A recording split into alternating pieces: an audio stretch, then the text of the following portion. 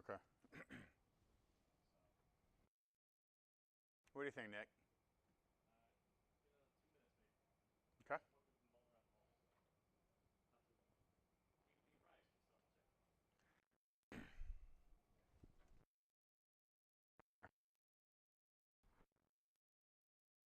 My name's Jeff.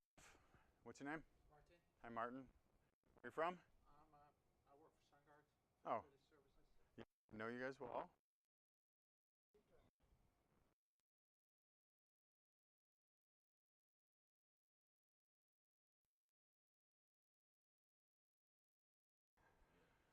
Hi, Mark. Hi. We're gonna get started here.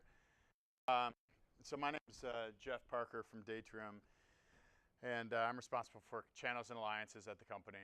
And I appreciate you taking the time to meet with us. We'll probably geek out a little bit since it's a smaller group, and we can kind of go whatever direction we want to as we go through this thing.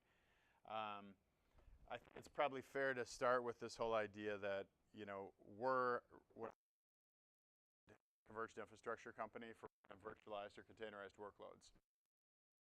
We play.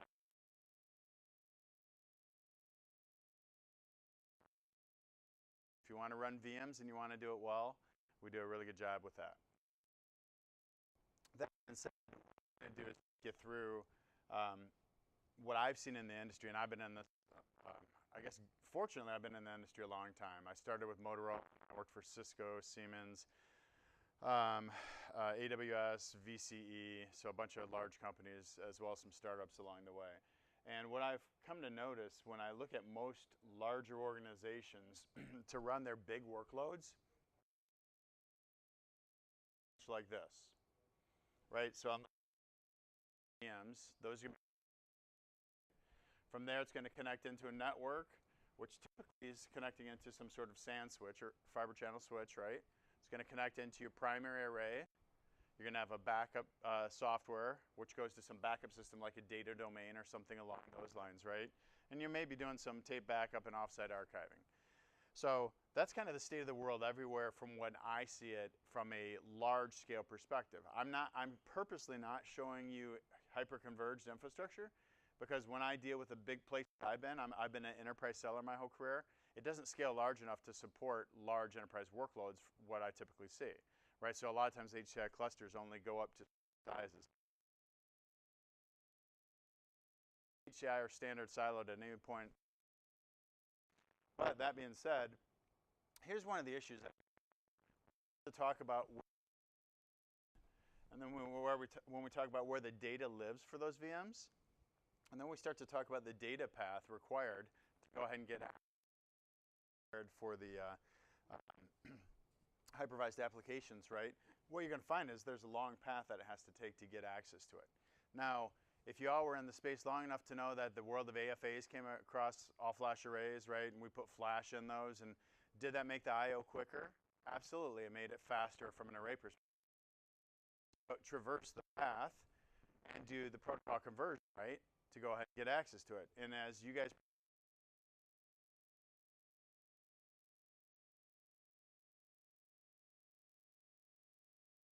conversion and protocol required to support a LUN, required to support a VM. So then we start to talk about, okay, this is great, but now what do we do when I have a second site? So I have my primary site where I'm running all my stuff, and I have a secondary site. Well, good for the manufacturers is you get to buy that whole stack at the secondary site, right? And you pretty much are buying the same thing. Now, just because other things, right? So I need to be able to have things like LUN replication running. And then I need to have things like backup replication running. And then I need to put in things like SRM to go ahead and allow my VMs to fail over. So pause. Did anything I say do you object to? Or do you agree that this is a pretty standard stack that you see? Yeah? Oh. That being said, what we also find is I typically have 5 data copies. I have 2 WAN copies. I have 4+ management consoles when I start to talk about architecture like this. And while I in my career, and it's run really big workloads at really big companies, and they've been happy with it, What this also doesn't scream is simplicity. There's a lot of moving parts, a lot of different vendors involved, a lot of different integration points, right? I happen to have a lot of data copies, and when I have to recover from something, I have to rehydrate that data. When I talk about DR, and if you're like most people I've dealt with, you know, from a DR-based perspective, testing DR plans is a very difficult process. And most of you, if I said, how plans, right, you know, typically not as frequently as they should, or it's too hard.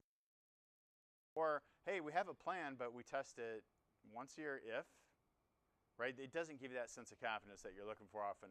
And then when I look at this whole thing, I call that economically heavy. There's never been an IT leader that I've come across that says, I don't want to improve how the value of IT dollars I spend, all right? So every time I spend $1, I want to get more and more for it. I don't want to get less, I want to get more for it. So that's the world. So we're not hyper-converged, right? And I say that for a specific reason. It doesn't tend to scale and perform the way I need it to for my big customers. We're not traditional siloed infrastructure. We are something our use is new and different. And I like the reference to this if you think about this concept of open convergence, right? So just kind of think about the idea in your mind as we go through this. So we are that software-defined infrastructure. I'm actually commodity-based hardware with super advanced software, which means I can go ahead and now no longer have to buy these massive big boat anchor things that I used to in the past, but I can still get the same levels of resilience.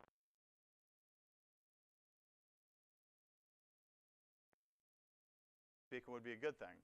Now when we talk about it, I'm going to start with our performance tier. So the performance tier is server powered. Those servers can be servers that you buy brand new. So if you're an HP shop, a Dell shop, a Lenovo shop, I don't care, Supermicro, buy whatever servers you want. Now it has to be on the VMware HCL, right, to go ahead and work and perform, but you can buy whatever servers you want. Now if you happen to have existing servers that still have a life cycle on them, most of my competitors are going to say, I need you to buy this new box that contains everything that includes the servers. I'm telling you, if those servers you have, you still have useful life out of them and they work and perform well for you, there's things we can do to allow. And then if you really want the whole single vendor experience, we can go ahead and sell our compute nodes, our servers. Now, I can tell you, they're probably not as good of a price per server as you might see elsewhere as a result of it, but that's okay. If you want the single vendor type thing, we can give you that. Now, here's the other thing that gets interesting. When we talk about the CPUs, the processor level of what we're dealing with, wouldn't it be, all right, environment, you probably have clusters within your vCenters, right? Tied to different workloads that you might have in your environment. I got my C cluster, right? I might have my VDI cluster, might have my general, may be. But what you're going to find is those applications oftentimes are going to have different characteristics associated with them, right? So if I'm looking for a big database application, right, I might need a certain set of processes versus if I need VDI, I might be more. So I might want to choose different things. Well, with our platform, we give you the ability to go ahead and mix and match the servers that are in what we call our Datrium TVX system. Gives you a lot of flexibility versus most of the time when you're buying like a HCI, it's a homogeneous server base that you have to deal with, right? So we get away from that. But here's the other thing that's happening. You know, most people have been Intel-based with 86 just from Intel, and if you know it, right, we've been going from a Skylake world, and now we're moving to a Cascade Lake world. And if you're in the room and you deal with servers, you might have had to patch your servers recently for some security-based reasons. Most people don't like having to do that because our friends at AMD are actually doing some pretty interesting things now with their EPYC processors, right?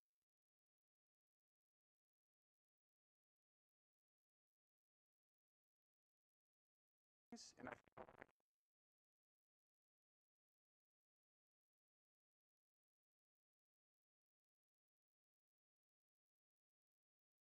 so I have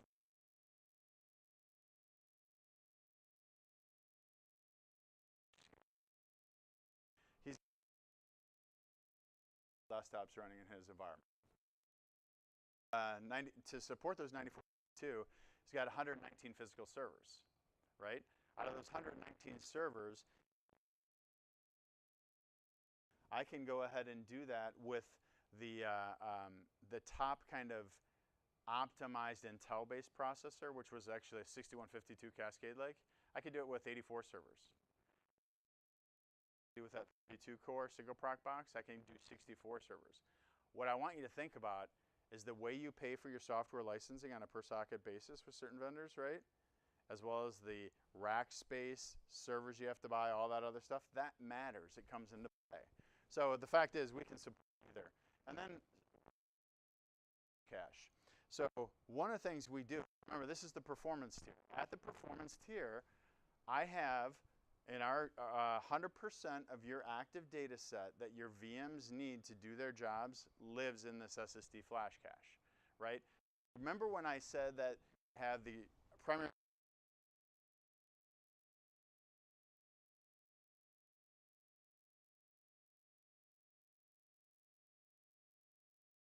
when I talk about, say for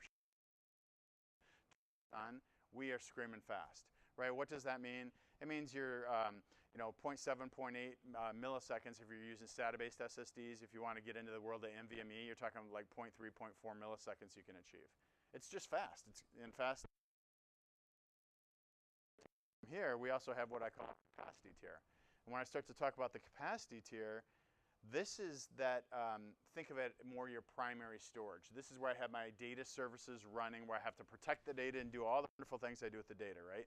And when I talk about it, I also happen to have a copy of the data that lives at this tier where it's my immutable, durable capacity that I'm going to do all the things where I'm going to stripe right across a bunch of disks and do all the stuff you would expect me to do, right? So realize this. I can get up to 128 ES6i hosts in a single DVX system. No HCI guys do that, right? That's a totally different world we're talking about. I can get up to like 2.5 petabytes. Guys, I deal with. That's why I was comparing more to that standard architecture we were talking about previously. Now, moving on from here, here's another thing I do. I'm running what I call a split provision architecture. So when I worked at Amazon Web Services, right, I'd have customers, and what they would do is they'd buy their EC2, which is their compute, and then they'd have their EBS or their S3 from a storage perspective down here. I could scale EC2 independent of storage. I could scale storage independent of EC2, right? So I could scale them separately. We do the same thing. If you think about the world of an HCI, I have to buy a node at a time that has both storage and compute, right? Which is the reason why we think it creates some problems. Now, if you think about things like RAID, familiar with the concept of RAID 6 or RF3 or FTT2 equivalents? So how do I go ahead and give that data resiliency? So the way we do it is extremely interesting with our platform, where I can give you a RAID 6 equivalent with only a 20% overhead in terms of the raw disk required to do it.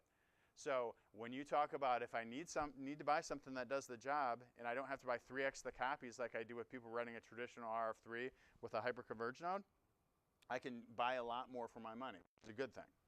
Now, moving on from here, this other thing we are is stateless. So if that traditional architecture I talked to you, where I had the VMs run on the storage, connected to the network, connected to the SAN switch, connected to the storage, that's what I call stateless. And what I mean by that, if something happened on the server side, it doesn't screw up your.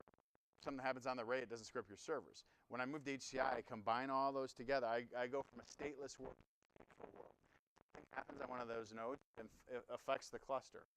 Okay, when we start to talk about the way we did this with split provisioning and north-south traffic only, I maintain the stateless infrastructure concept with how we do things, which is, again, generally a very good thing. I give you that independent scaling capability. Now, the magic behind this, and this isn't anything too, you're going to what it's going to do when you have to write something, right? And in the world of like your storage drive run at the kernel level. Next, it happens to run as a VM guest, right?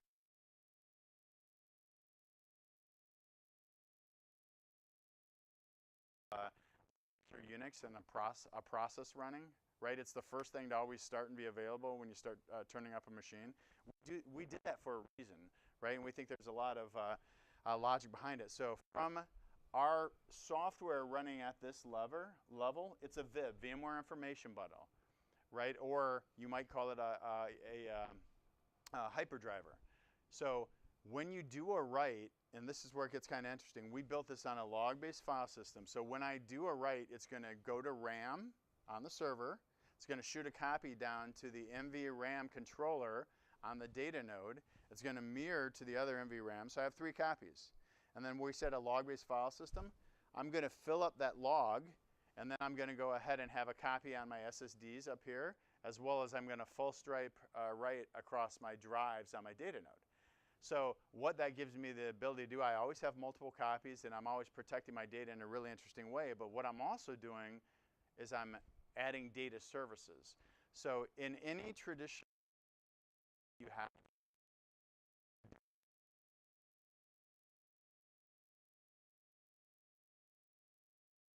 the last application to migrate everything off is behaving better than it's ever behaved before, because it has 100% of the use of those controllers, right?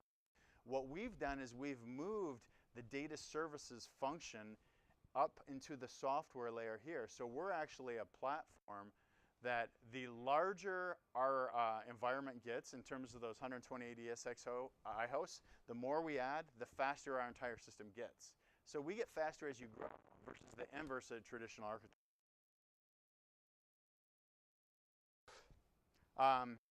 Depends on workloads, of course, but on average, you're going to see anywhere from like a 9 to a 13%. And almost every RV tools or live optics I look at, I generally have that capacity. That's not where I'm bound. So what I've found is doing that function.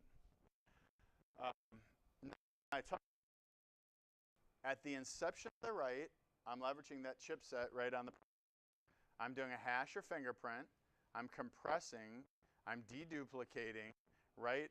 And I'm also erasure coding. And then the interesting thing is I can encrypt at the inception of my write. What that means is I can actually give you the data storage in RAM, in the SSD cache, in flight, or actually at rest on the data nodes.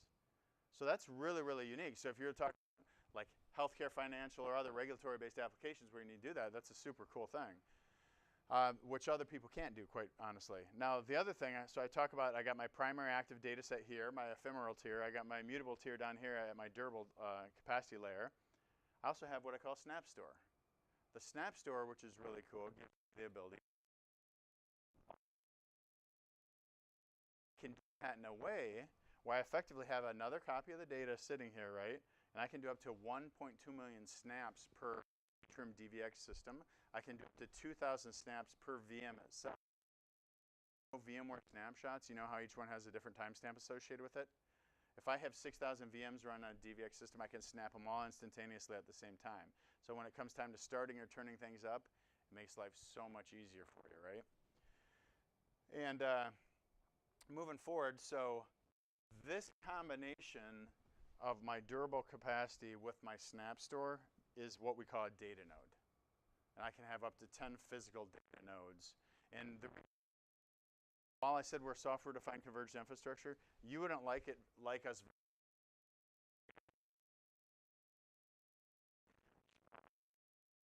And writing across and doing our recollection and all those other things, right? That actually runs on a or group of boxes that we put in depending on how much capacity you need. Now moving from here, I talked about the fact that we're a log-based file system. What's interesting is 2 of our investors happen to be people you might know, Diane Green and Mendo Rosenblum, right? They're the guys who founded VMware. And wrote a award from Stanford University. We actually took his paper and turned it into a product, which is kind of funny. So it's a small world, right? And then we present ourselves. This is another thing. We are VMware. So there is no LUNs, LUN masking, LUN mapping, mount points. I have to with it. And we present ourselves to the VM as a global NFS namespace, right? So that's how the VM sees us. Understand that it's our file system we wrote, but we present ourselves in that way. And it's a non-mountable NFS, so nobody can go ahead and do anything goofy in terms of getting access to it that they shouldn't. Now that whole thing together is what we call Datrium TVX, right? And as we start to get into this, what's cool about it, that split provisioned system with integrated backup, the fact that it'll support your ES6i, RHB, KVM, Docker, as well as some bare metal applications, right? The fact that I can do my heterogeneous server mix that I told you. I don't have to keep the same server in each one. I have my always on data services. So that's a big one, by the way. A lot of my competitors typically will say, oh, I can only do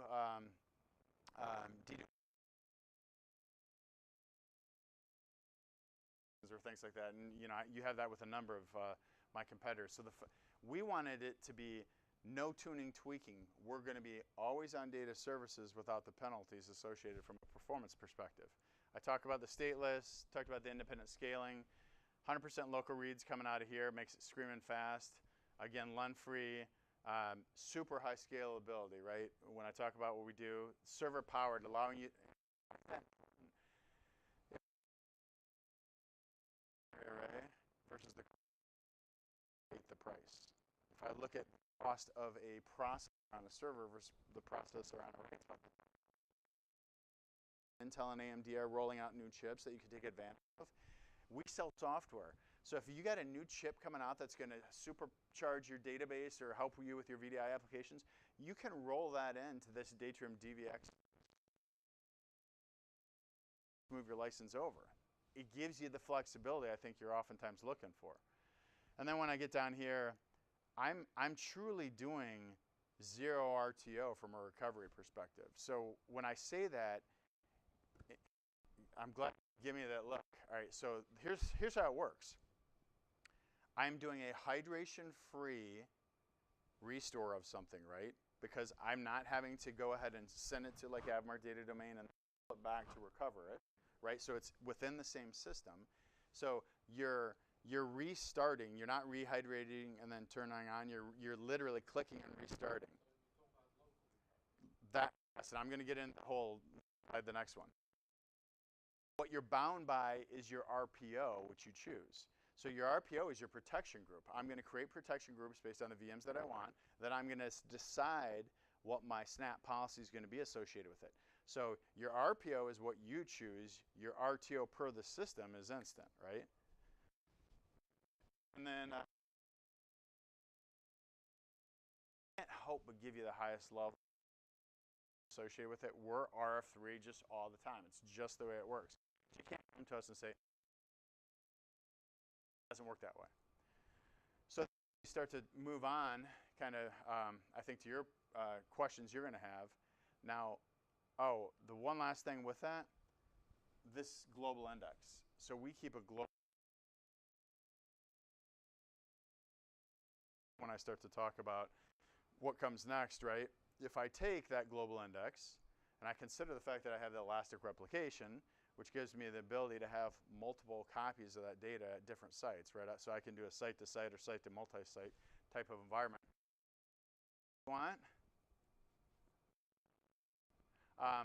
But basically, it gives me the ability to have multi-copies. Now, what is interesting, if you think about the founders of our company, just the Snap Vault and Snap and Replicate at NetApp, the guys who started data domain deduplication, and then two of the first developers who worked at VMware who wrote the monitor, Horst and Ganesh. And I take VMs and hypervisor stuff, I take the Snap Vault type concept, and I take deduplication, and then you compare it to what I just showed you, it makes some sense with what we built, right? Now, the other thing we did, though, because of the way we built that global index and the fingerprinting type logic I talk about, that's what gives us the ability to do what we call, very specifically, universal dedupe. Because I noticed some other people were also leveraging global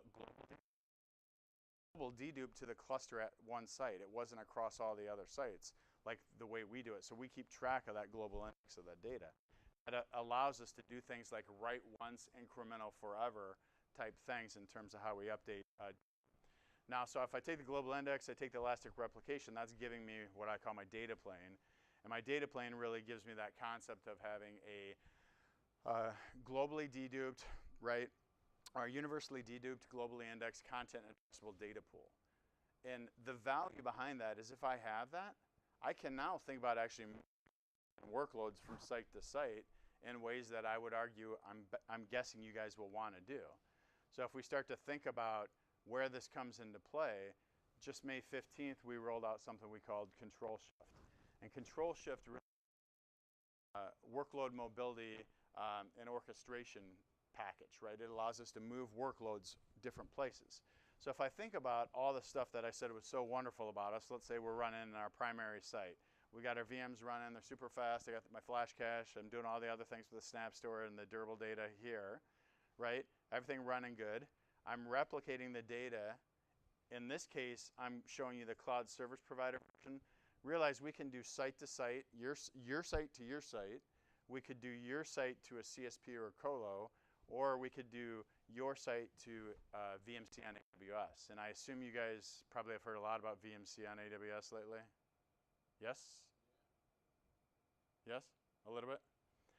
So maybe I'll talk about it just a little. Sure, it's kind of all clear. We talked about the data node thing. In this case, there's a data node running here I'm replicating to, right? Which is the physical thing. If this were the AWS version, we actually rewrote our software where we'll go ahead and write into an S3 bucket, but still push it rest and even but I don't need the cloud then. Version of this story, those dotted lines represent an AWS region, right? So I now have a replicated copy of my data set into an AWS region in DVX. So from here, let's say I've got a facility-based issue with my primary site. So what's going to happen is your ControlShift then kicks in, and what you're basically building is your orchestrated how I actually fail. So I have to follow to get. So step one is I've got to have my compute.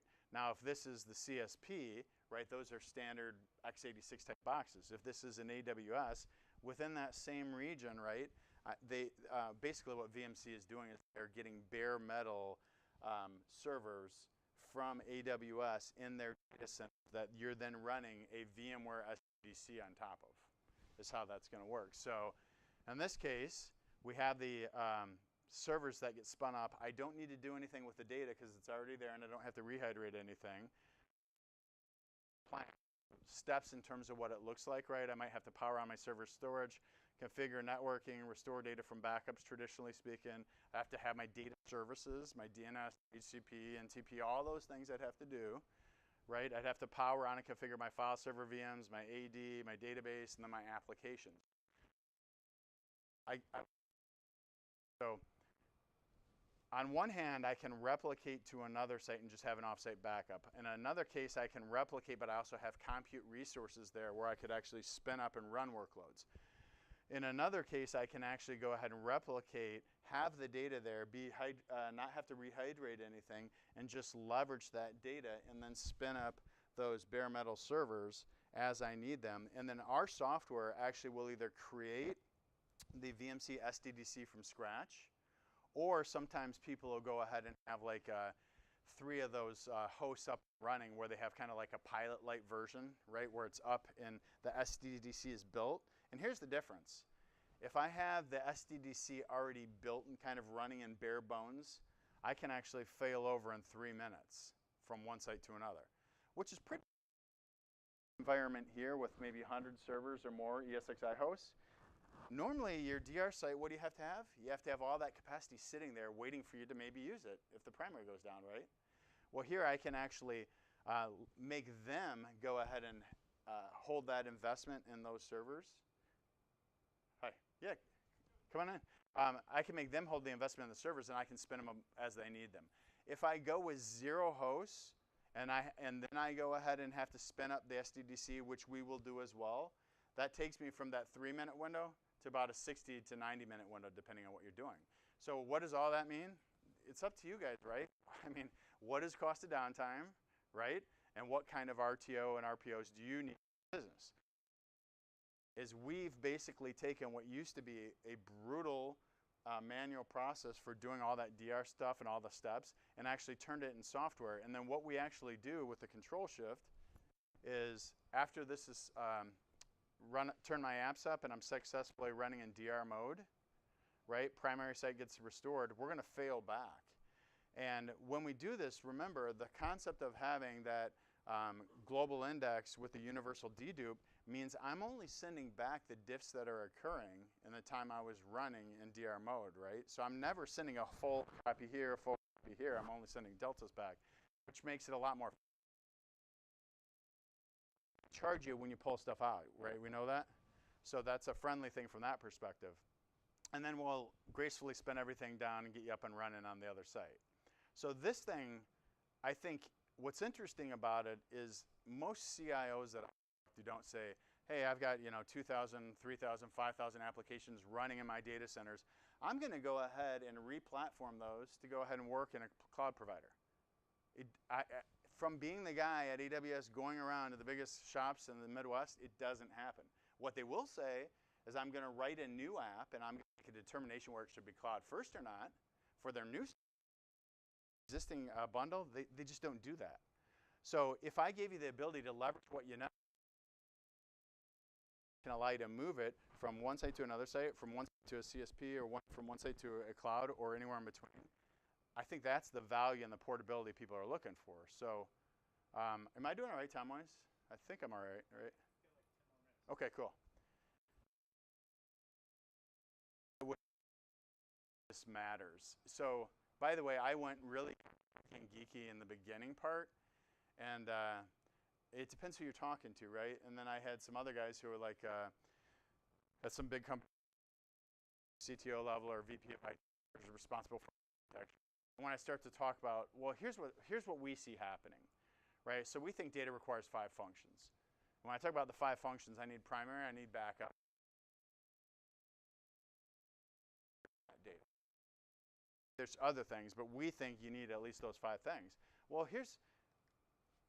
that typically means 5 different products and 5 different silos. And this might be your environment today, or we might switch one out and move to another one, right? It's pretty common. And when I do this, by the way, a lot of guys will say, I cross that up with this name here, cross this out, and that's just what we do. And that's okay. But then when I start to think about, okay, that's on premise. Now let's talk about the cloud. I still need those same 5 functions in the cloud, except it happens to be 5 different sets of services associated with it. So now I've got 10 different things. Now let's say I want to go site to site or site to cloud, right? The problem is I'm landlocked. What I really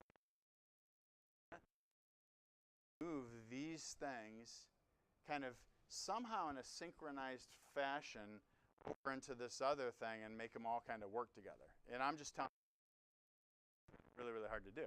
Or if I want to go from cloud to cloud, so I may want to go AWS to Azure, Azure to GCP, or whatever the case may be, or I want to go from cloud to back to, I still have those same exact issues, except now I'm landlocked, or cloud locked. This is where I start to see at a senior level where people start to get interested, because they're all trying to struggle with this, right? They all know they want to have some sort of cloud strategy. They all know at some level they may not be able to build and run and operate data centers quite the same as a Cyxtera, a QX, an Amazon, or whatever the case may be, but they do want to leverage those for their workloads. The stuff they already know, which is, VMware by large, or like a Kubernetes type thing. So when we start to talk about this, what Datrium's done, and the reason we call it Automatrix, those autonomous data services across a matrix of clouds, you smush it together, you get Automatrix. So that's how our clever marketing people figured it out. But there is a logic behind it. But we provide these 5 functions in one product. We make it portable, give you that uniform experience across it. Yes?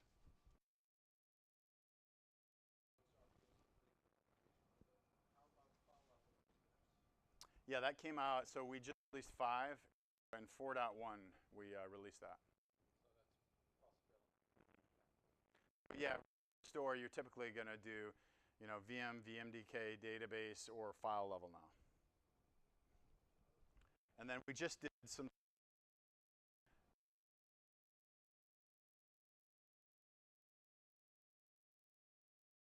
things in SQL environment and this 5.0 release.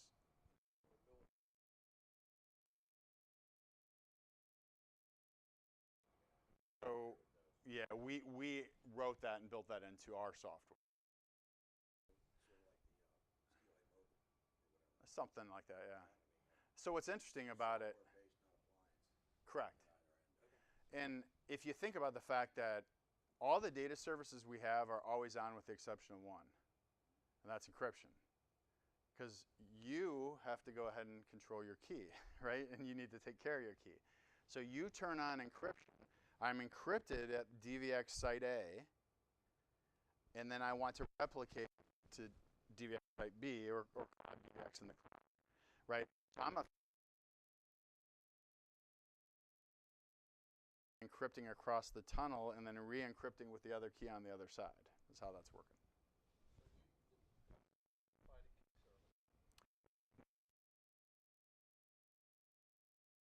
What your key is going to be in our software.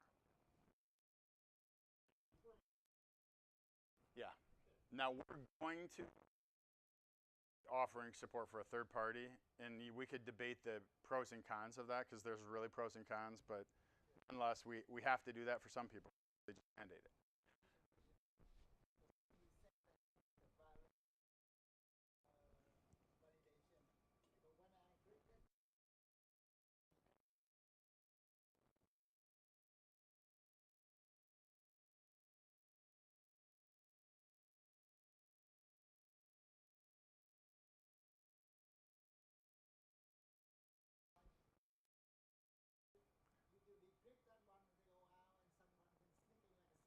Now it is still encrypted as it's traversing, but middle attacks and all sorts of things, sure, we have to be smart how we do what we do for sure. So if we do all these 5 things, right, and then we allow you to go ahead and do this across like a VMware Kubernetes, leverage any cloud, move across clouds, and then create those global data policies like we do, right? So what is that ControlShift, which is the software, which by the way, ControlShift is a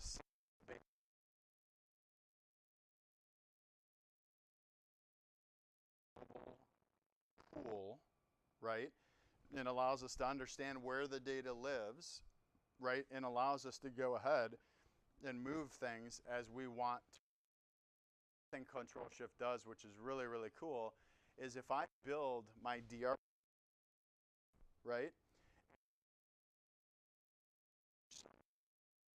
We're checking the policy of your DR plan.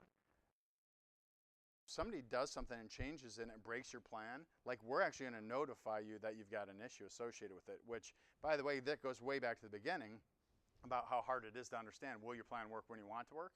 We're actually validating that continuously. You mean they break it by incorrectly? No, something inside their infrastructure jacked around with or, yeah. So it is really nifty in terms of what we're doing and how we're doing. How we do it. It simply comes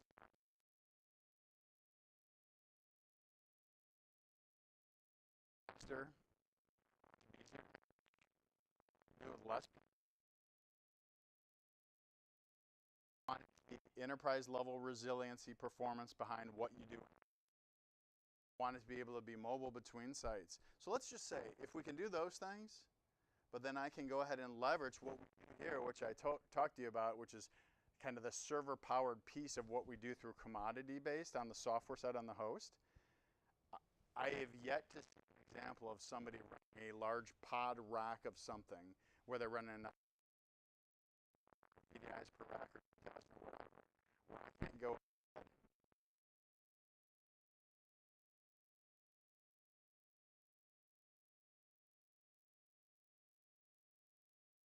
That's what we do. You know, because right? Because that's what people are looking for, right? How want to be able to do those things, but better.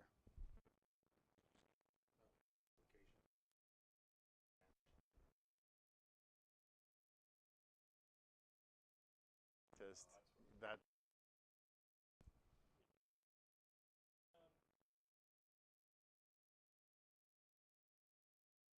In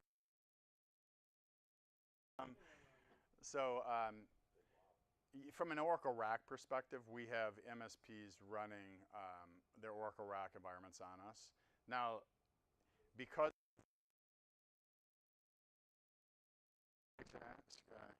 kicks butt, excuse my language, performance is really good. You get economic advantages based on how we do things. So what I found is that more than makes up for sometimes the licensing thing perspective. But yeah, it's a You could do incremental test failovers, like to do validation of your process. yeah. Okay. And what's really cool, that's why I'm kind of so jazzed on some of the stuff we do, because if, let's say I've got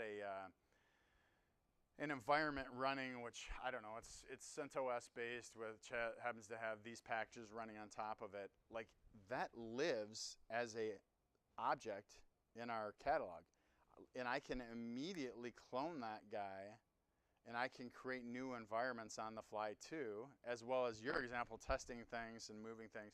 So there's a ton of flexibility in terms of what we do. Yes, sir.